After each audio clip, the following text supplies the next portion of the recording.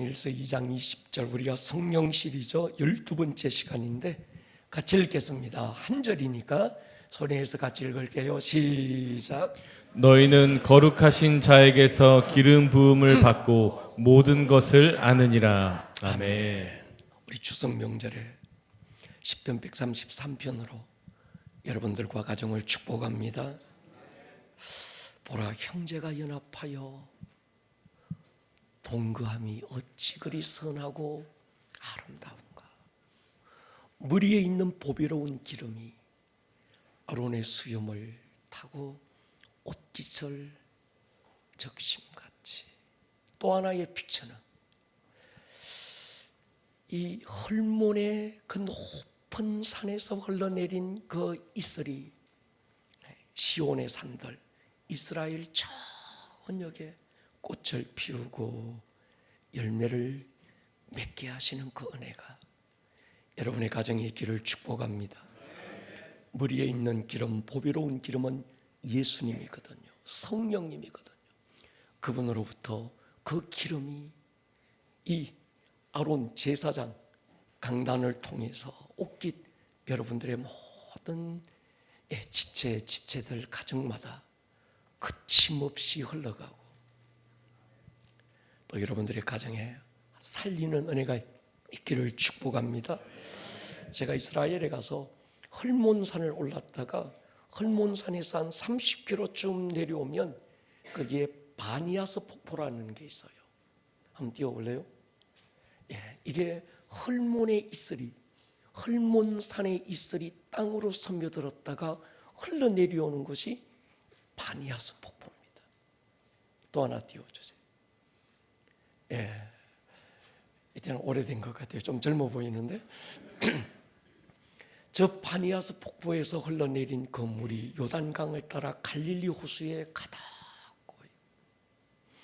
갈릴리에서부터 또 요단강으로 이스라엘 시온의 모든 산들에게로 저 물이 흘러가는 거예요.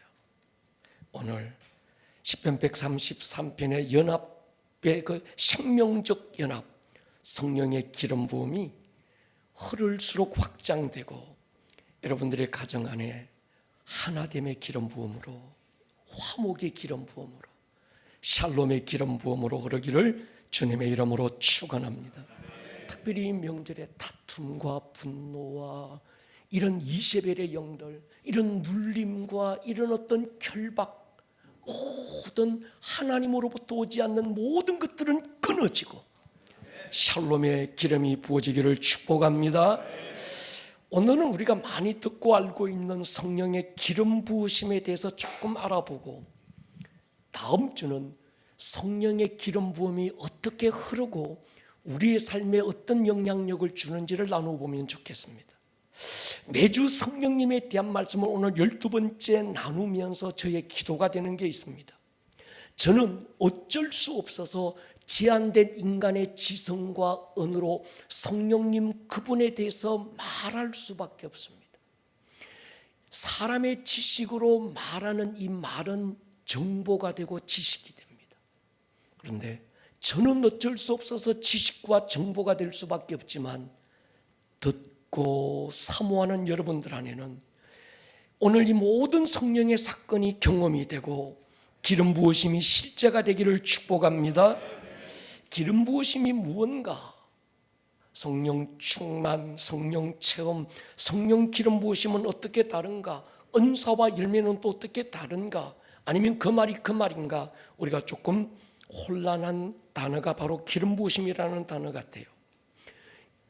여러분, 성령 충만은 성령님의 지정의가, 지성과 감정과 의지가 내 지성과 감정과 의지를 통해서 흘러나오는 걸 말합니다.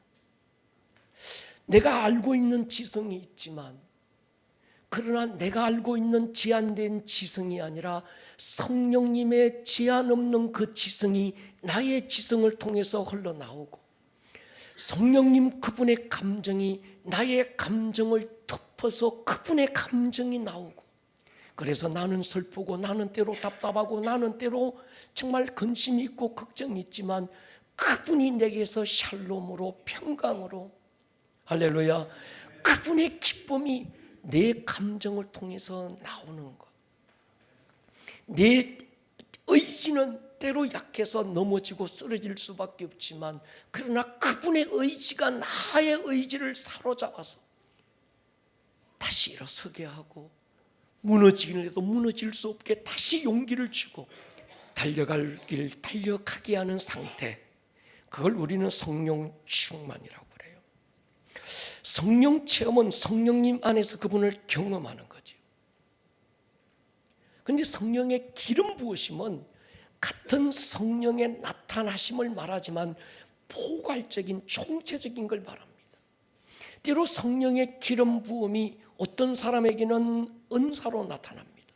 치유의 은사로, 능력의 은사로, 지혜와 지식의 은사로, 어떤 사람에게는 열매로 나타나요. 기름 부으심이 어떤 사람에게는 정말 그 사람의 인격과 성품을 바꾸어서 그분의 성품이 열매로 나타나기도 하고. 근데 총체적인 성령의 나타나심을 기름 부음이라 이렇게 표현합니다. 여기에는 천사들의 활동도 포함됩니다. 여러분, 오순절 마가다락방에 성령이 임하실 때 두 가지 사건이 보여졌는데, 하나는 불의 혀처럼 갈라지는 것, 또 하나는 급하고 강한 바람 같은 소리가 들려요. 이때 이 사건을 두고 사람들은 불 같은 성령, 바람 같은 성령이라고 말하기도 하는데, 잘못된 건 아니지만 성경적 표현은 아니죠. 히브리서는 이 불과 바람이 무엇인지 정확하게 알려줍니다. 같이 한번 읽겠습니다. 히브리 1장 7절 시작. 또 천사들에 관하여는 그는 그의 천사들을 바람으로 그의 사역자들을 불꽃으로 삼으시느니라 하셨을 때, 오순절 마가의 다락방에 불의 혀처럼 급하고 강한 바람 같은 소리가 들렸는데, 그건 성령님이 임하실 때 천사들이 함께 활동한 거예요. 성령은 영이기 때문에 형상이 없습니다. 동의하십니까? 우리의 육안으로 볼 수도 없고 들을 수도 없고 만질 수도 없는 영적 존재예요. 그런데 우리가 눈으로 보여지는 급하고 강한 바람 같은 들려지는 불의 혀처럼 보여지는 이것은 성령이 아니라, 그래서 우리가 잘못하면 성령을 비둘기로 표현하기도 하고 불꽃으로 표현하기도 하고 막 바람같이도 표현하기도 하지만, 잘못하면 우리가 성령님 그분을 형상화할 수 있는 오류에 빠지는 거예요. 그래서 이걸 잘 분별할 수 있기를 축복합니다. 여러분, 천사의 활동과 존재를 부정하면 안 됩니다. 오늘도 천사는 구원 얻은 성도들을 돕고 있는 실제적 존재입니다. 히브리 1장 14절에 모든 천사들은 섬기는 영이라는 거예요. 구원받을 상속자를 위하여 섬기라고 보낸 존재. 그래서 예수님이 마태복음 18장에 어린아이 하나라도 함부로 대하지 마라. 이 어린아이지만 하나님께서 저 어린아이를 도우라고 보낸 천사가 있는데, 그 천사가 날마다 주님을 만난다는 거예요. 그럼 이실직고하지 않겠어요? 우리 엄마가 나한테 성질 냈어요. 우리 아빠가 화풀이해. 여러분, 성도를 돕고 있는 천사의 존재. 때로 우리가 기도할 때 내가 빌바를 알지 못하고 기도할 힘을 잃고 있을 때, 우리 예수님 게세마네 동산에서 천사가 주님의 기도를 도웠던 것처럼 여러분의 기도를 도울 것입니다.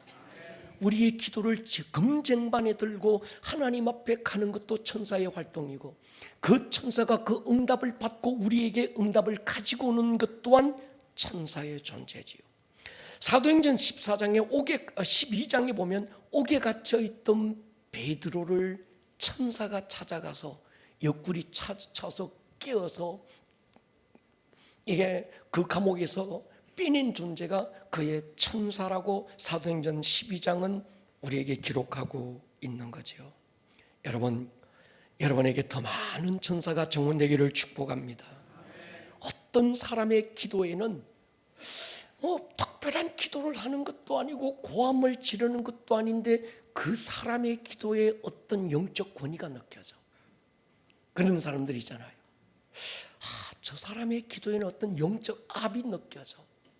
어떤 사람의 찬양은 별로 뭐 찬양이 뭐 어떤 이 곡이 맞대거나 박자가 맞대거나 음정이 맞대거나 막 특별한 어떤 전공자도 아닌데 좀 뭔가 으스름한데도 그 사람의 찬양에 어떤 영적 힘이 느껴질 때 있거든요.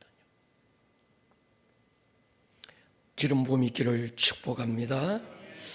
그러나 여러분, 기름 부으심이 있는 사람은 사역이 강력할 수 있습니다.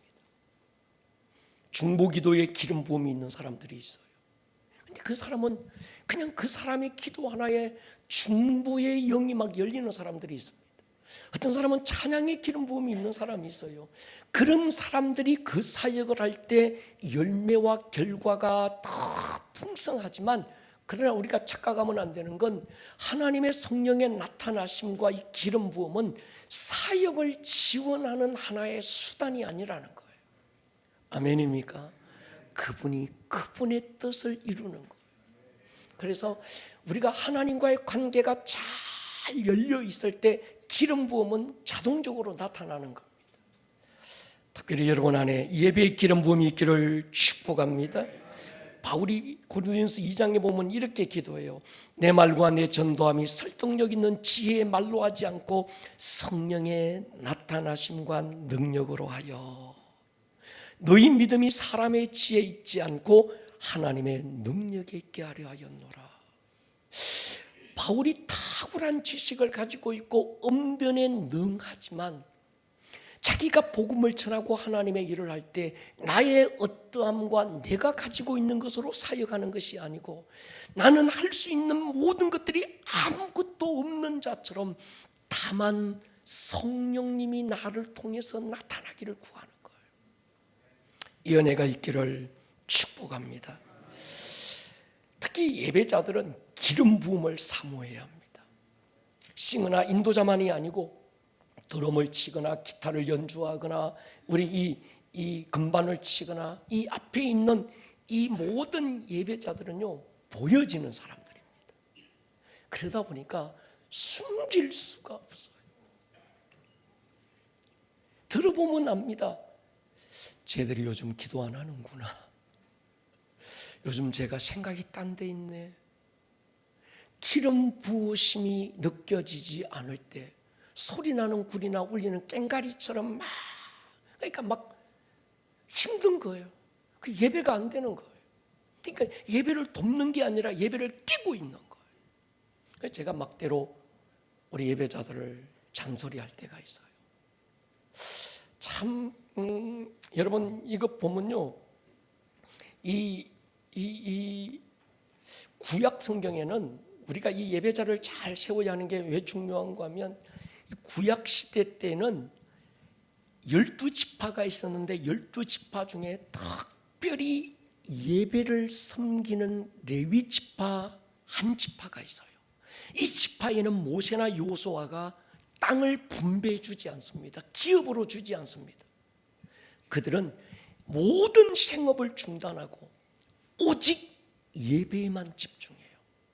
그리고 나머지 11지파에서 한 가정이 레위인 한 사람의 생계를 책임지는 제도가 구약의 레위인 제도였습니다. 저희 어렸을 때 저희 권사님들이 늘 그런 모습을 보이시더라고요. 우리 집 아들 장남 신발 하나 사면 꼭 목사님 신발도 함께 사. 우리 아들 옷 하나 사줄 때는 꼭 목사님 옷도 함께 하나 사는 거예요. 그게 좀 꼭 저래야 되나 이랬는데 지금 생각하면 레위인들의 정신을 그분들이 이어받는 거예요. 여러분 출애굽기 과정을 보면요, 이스라엘 백성들이 애굽에서 마지막 유월절 사건을 통해서 나올 때 하나님이 한 가지를 명령합니다. 어린 양을 잡아서 그 피를 문설주에 바르면 그 집이 애굽 사람이든 그 집이 뭐 빈부귀천 뭐 애굽의 고관 대작이든 아니면 이스라엘 백성이든 아니면 머슴이고 종살이하든 천한 누구든 간에 그 피가 발려 있는 집은 죽음의 사자가 넘어갔다. 그래서 넘을 유자 넘을 월자를 씁니다. 그런데 누가 살고 있던 그 집에 문설주에 어린 양의 피가 발려 있지 않는 집은 죽음의 사자가 들어가서 장자를 죽이는 거예요. 아침에 자고 일어나 보니까 어떤 집은 장자가 죽었는데 어떤 집은 장자가 살아서요. 죽어야 될 장자가 살고 대신에 어린 양이, 살아야 될 양이 죽은 거예요. 마땅히 죽어야 될 내가 살고 살아야 될 어린 양 예수님이 대신 죽으신 거예요. 그래서 그들은 하나님께서 유월절 레위인들의 규례를 만드셨는데, 너희들의 장자는 죽어야 맞는데 살았어. 대신에 양이 죽었으니까 그 살아있는 이 장자는 내 거야, 나의 거야. 내 거라는 신앙 고백을, 내 건데 하나님 건데 너희들에게 맡겼으니 나의 것 레위인, 이 사람 나의 기업인 레위인들을 너희가 한 사람을 책임져. 아들은 네게 맡길게. 이것이 레위인 제도였습니다. 그래서 지금도 이스라엘에 가면요, 이스라엘에 가보시면 검은 옷에 검은 모자 쓰고 수염 기르고 머리도 뭐 이상하게 남자들인데 꼬아가지고 다니는 종교인들이 있어요. 그 사람들은 레위인들입니다. 세금도 안 내고 그 사람들은 일도 안 해요. 오직 예배만 드립니다. 예배를 위하여 구별된 사람들, 국가에서 그들의 생계를 지금도 책임지고 있는 거예요. 여러분, 우리 앞선 이 예배자들, 우리 명절에도 가고 싶은 곳도 못 가고 하고 싶은 것도 못 하면서 오직 예배의 자리를 지키고 있는 우리 교회, 이 젊은 예배자들을 여러분 축복해 주시기를 기도해 주시기를 바랍니다.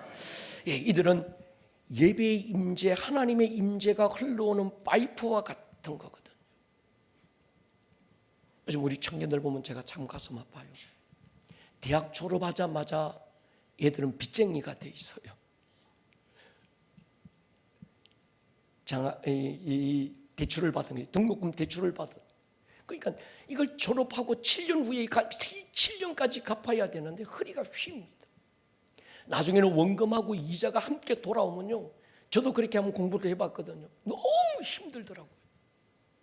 그러다 보니까 이 아이들이 알바를 안 할 수가 없네. 대학 졸업해도 어디 직장이 뭐 바로 취직이 되는 것도 아니에요. 그러다 보니까 예배팀으로 서기는 섰는데 고기 굽다가 쫓아와서 예배 뭐 준비하고, 여기 뭐 식당에서 설거지하다가 쫓아와서 또 예배 준비하고 이러니까 이 예배팀들이 준비가 안 되고 이들이 예배의 파이프고 통로인데 이게 막혀서 예배가 흘러가지 않는 거예요.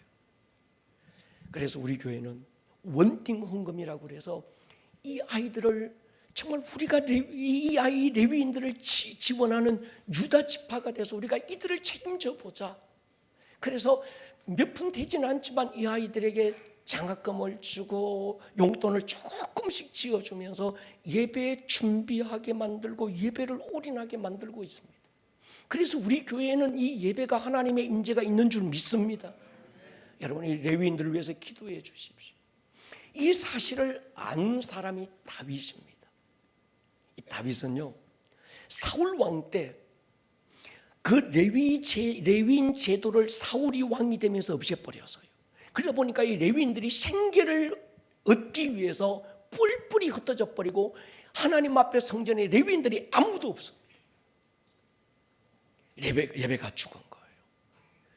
다윗이 왕이 되면서 흩어졌던 레위인들을 불러 모으기 시작했습니다. 38,000명을 모았어요. 25,000명은 성전에서 예배를 준비하게 하고 6,000명은 관리와 재판을 맡기고 4,000명은 문지기로, 나머지 4,000명은 예배를 섬기게 했는데 그 중에 288명의 뮤지션들을 구분해서 이들이 12명이 24개 팀을 만들어서 멈추지 않는 예배가 돌아가게 만든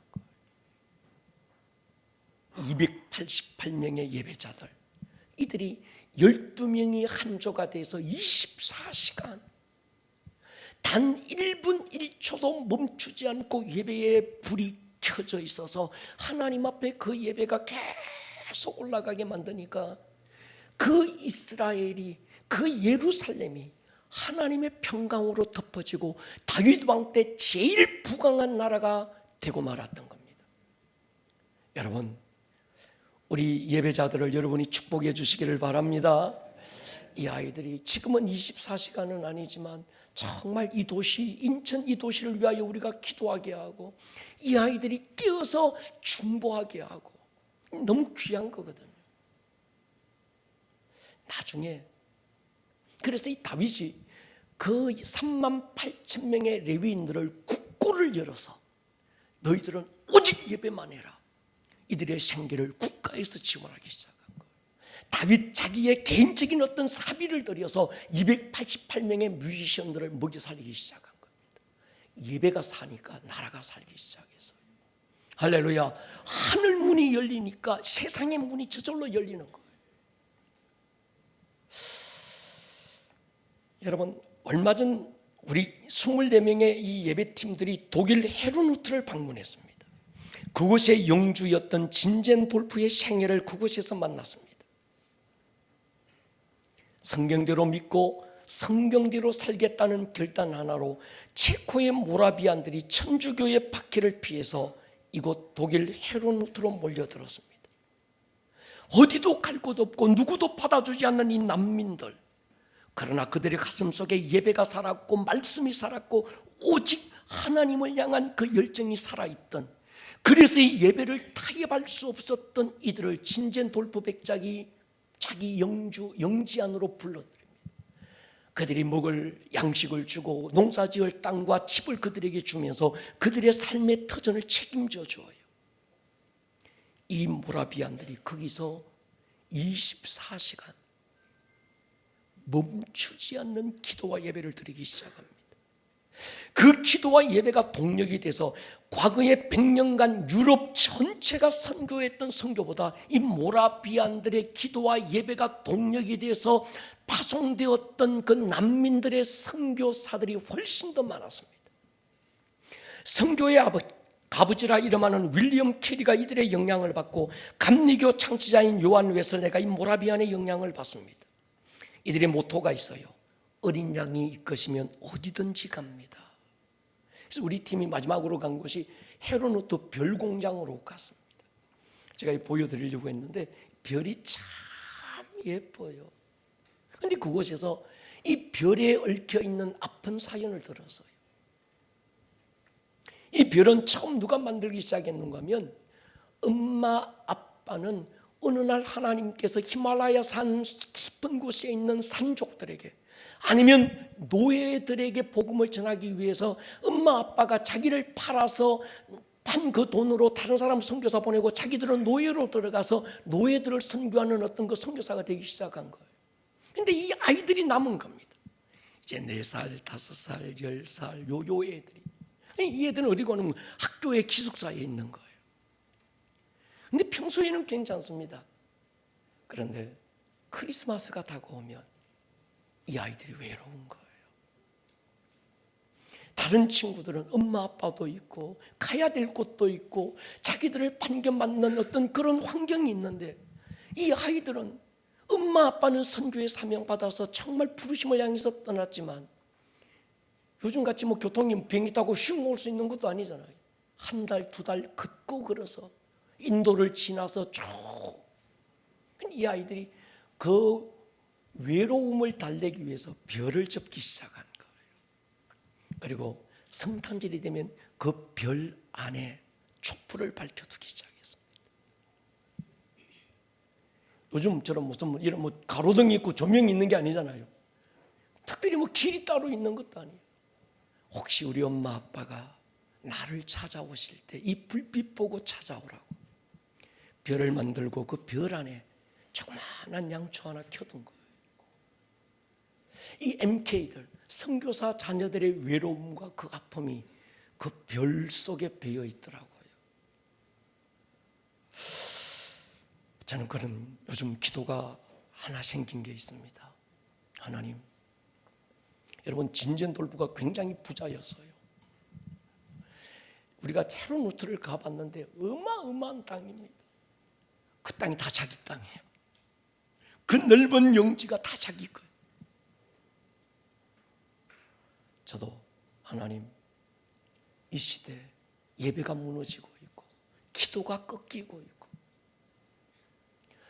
수많은 우리의 다음 세대들이 예배를 던지고 세상으로 나가고 있는 이때, 하나님 정말 우리 교회에 이 예배의 씨앗 같은, 하나님이 남겨두신 이 예배의 거루트기 같은 이 아이들이 예배자로 살아있어서 이들을 통해서 다음 하나님 하늘의 문이 열리고 예배가 다시 불같이 타오르는 은혜가 있게 하여 주십시오.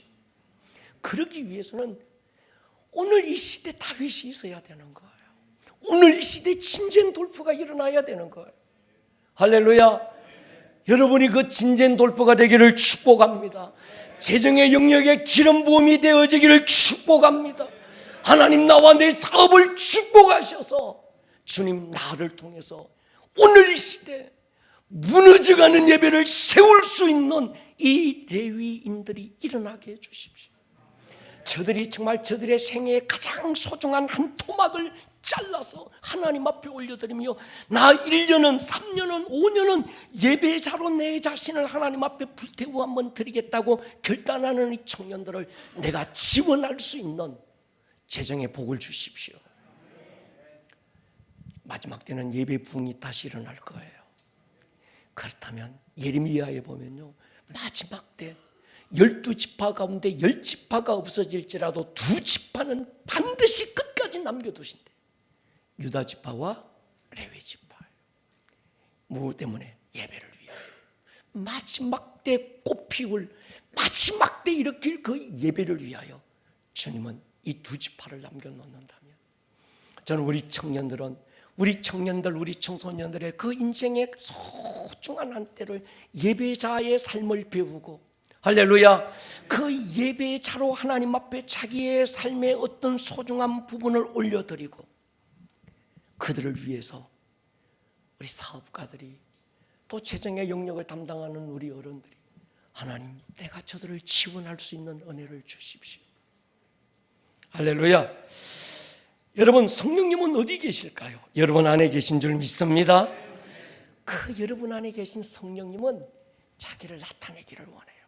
여러분, 구약시대 때는 성령님은 하늘에 계시면서 소수의 선지자나 왕이나 제사장들을 감동했습니다. 그리고 그들을 통해서 하나님을 나타냈어요. 하나님의 말씀을 나타내기도 하고, 하나님의 예언적 선포를 나타내기도 하고, 하나님의 능력을 드러내기도 하고. 근데 그건 사라질 때도 있었고 충만할 때도 있었습니다. 근데 예수님의 십자가 사건 이후에 성령이 우리 안에 오신 거예요. 아멘입니까?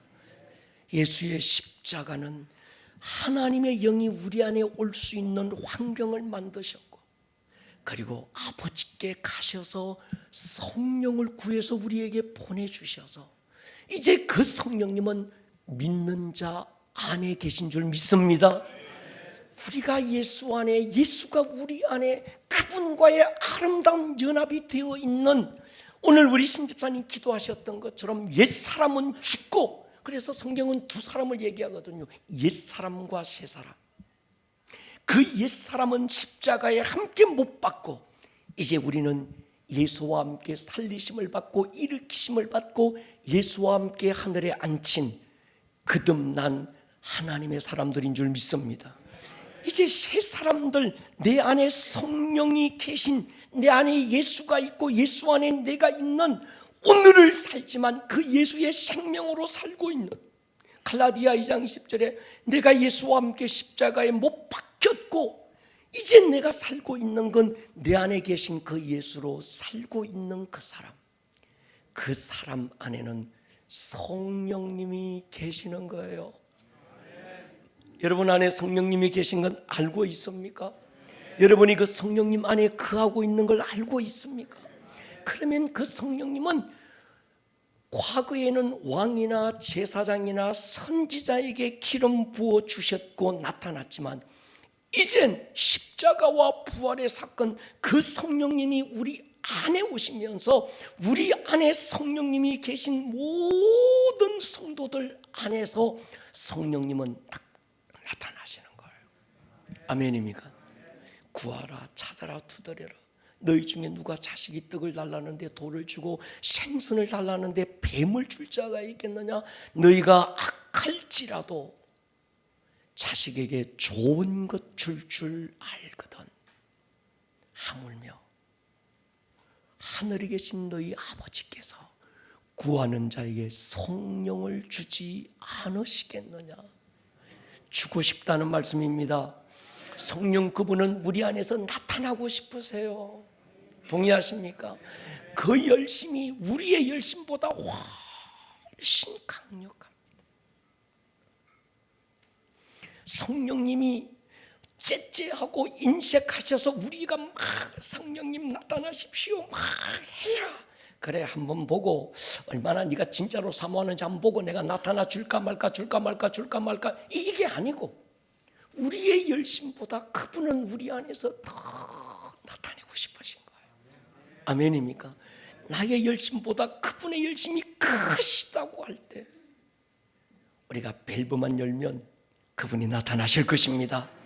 그러니까 제일 중요한 건 우리가 밸브를 전에 제가 한번 그 수도 파이프가 그림 하나 띄워보세요. 이 수도 파이프가 있으면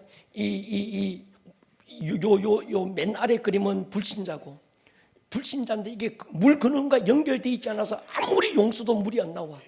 두 번째는 물 근원과 이게 연결되어 있지만 이게 밸브를 지가 닫아버린 거예요. 그래서 안 나타나. 근데 마지막 제일 위의 그림은 우리가 밸브를 열어놓으면 수압은 언제나 만땅입니다.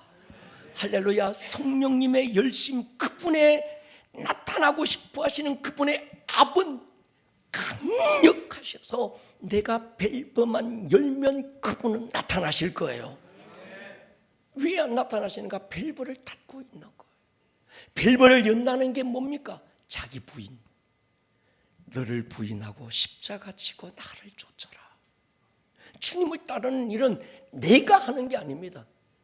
내 안에서 그분이 나타나는 거예요. 나를 부인하고 내 주권을 포기하고 그분의 주권을 인정할 때 그분이 나타나실 줄 믿습니다.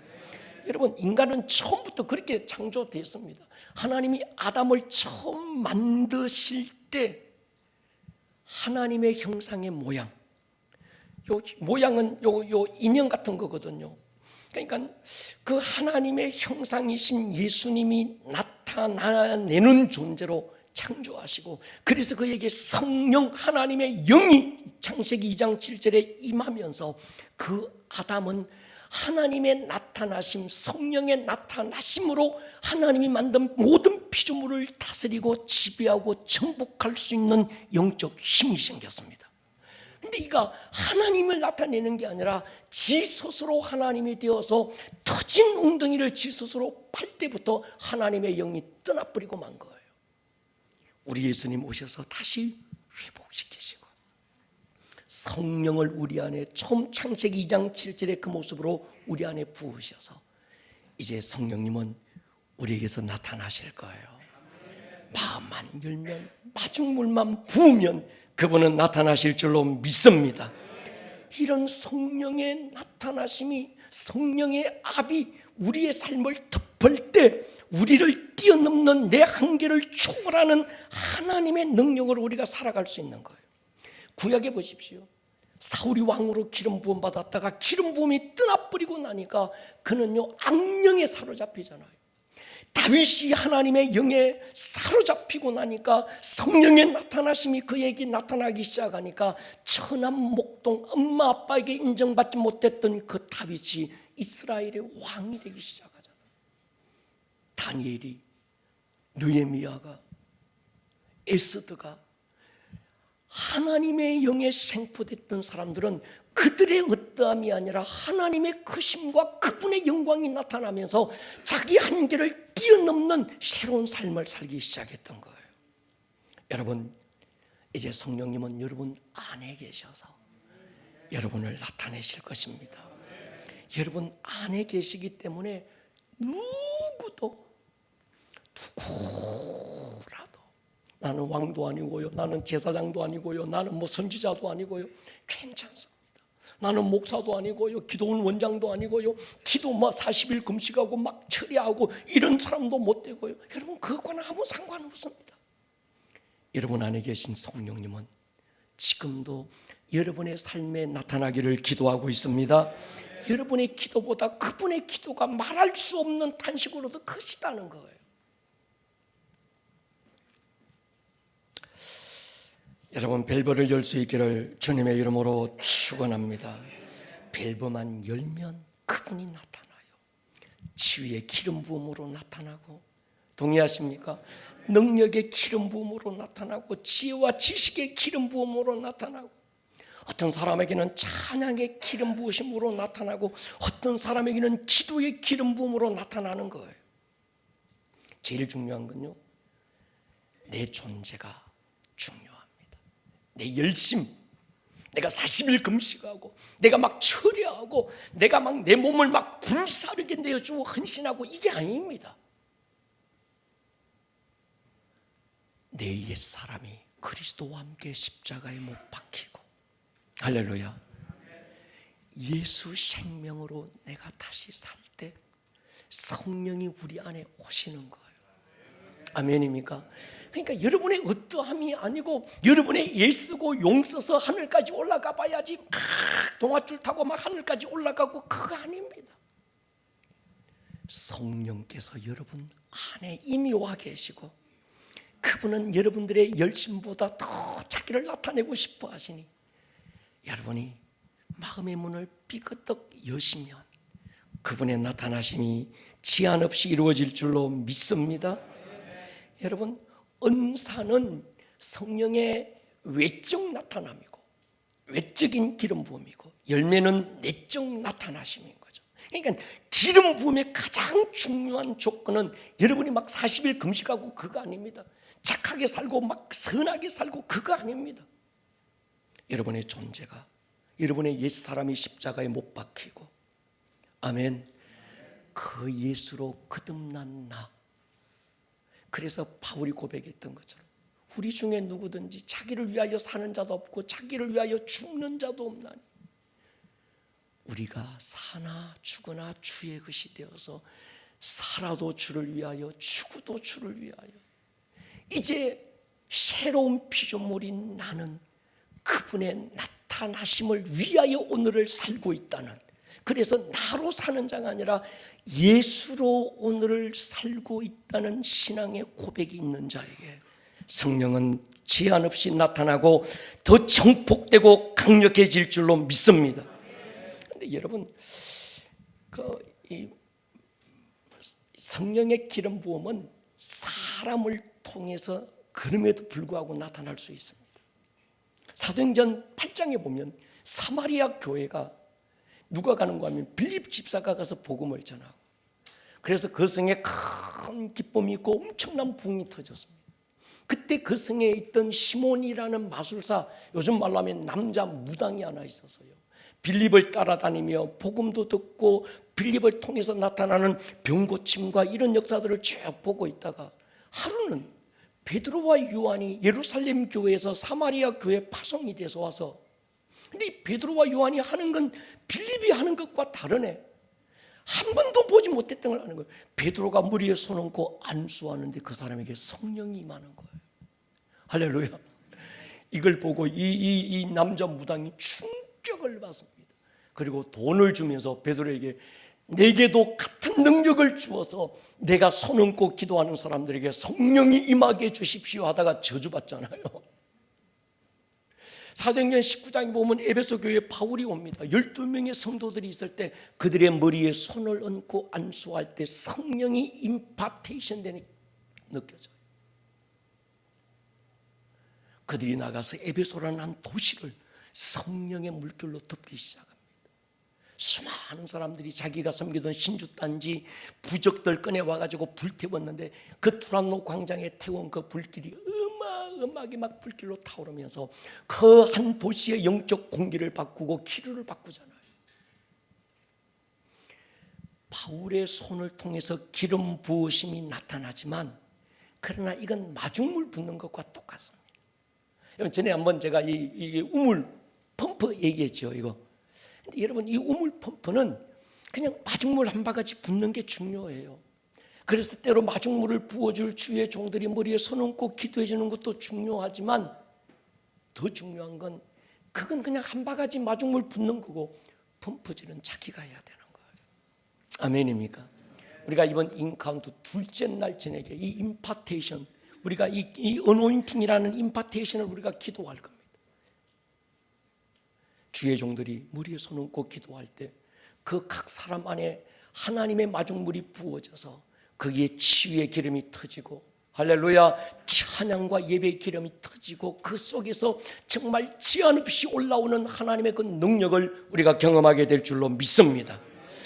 여러분, 그래서 우리가 이 기름 부음이 어떤 누군가의 손을 통해서 나타날 수도 있고 마중물을 통해서 부어질 수도 있지만 그건 한순간이고, 그래서 우리 목사님한테만 맨날 기도받아야 돼요 이러면 안 됩니다.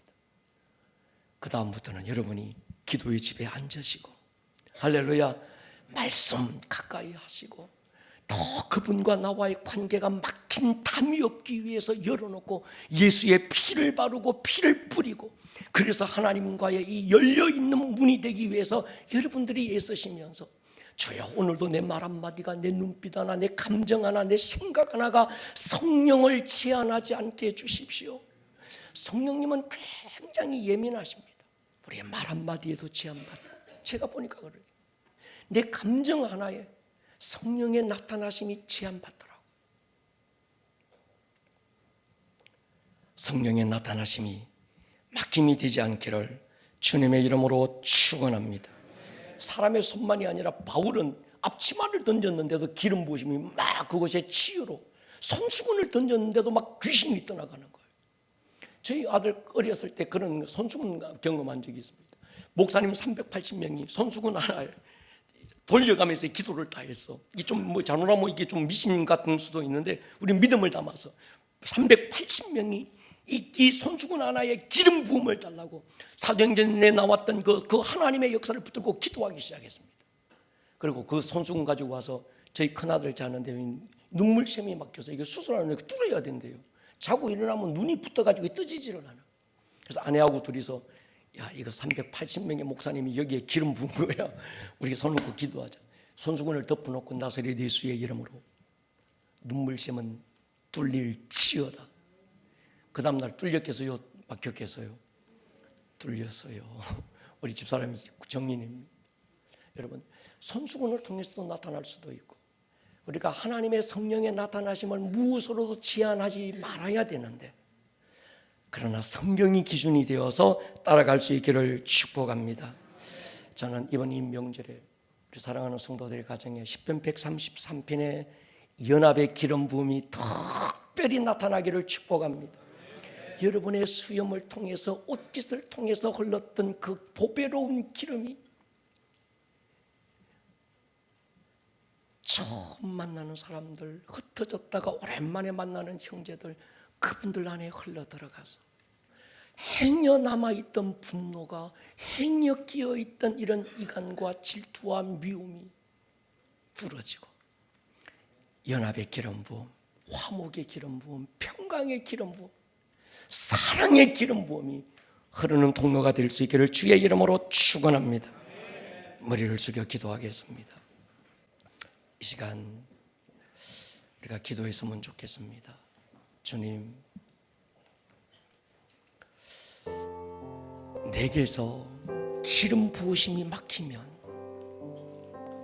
하나님, 내 성질이 나타나고 육체의 정욕이 나타나고 내 생각이 나타나고 내 작은 이 육의 것들이 성령을 이기는 이런 아픈 결과를 낳게 만듭니다. 주님, 나는 십자가에 못 박혔고 나는 죽었고 장사 지냈고 내 안에 예수 계시니 그 예수로 살기 원합니다. 그 예수 나타나며 살기 원합니다. 아멘. 내가 그 통로가 되기를 기도합니다. 아멘. 막힘이 없는 생수의 강을 이루기를 원합니다. 아멘. 주여 한번 부르고 기도합니다. 주여. 오늘 오늘 들었던 이 말씀이 듣는 말씀에서 끝나지 않고 여러분들의 삶에 살아내는 말씀으로 생명력 있는 말씀이 될 수 있기를 주님의 이름으로 다시 한번 축복합니다.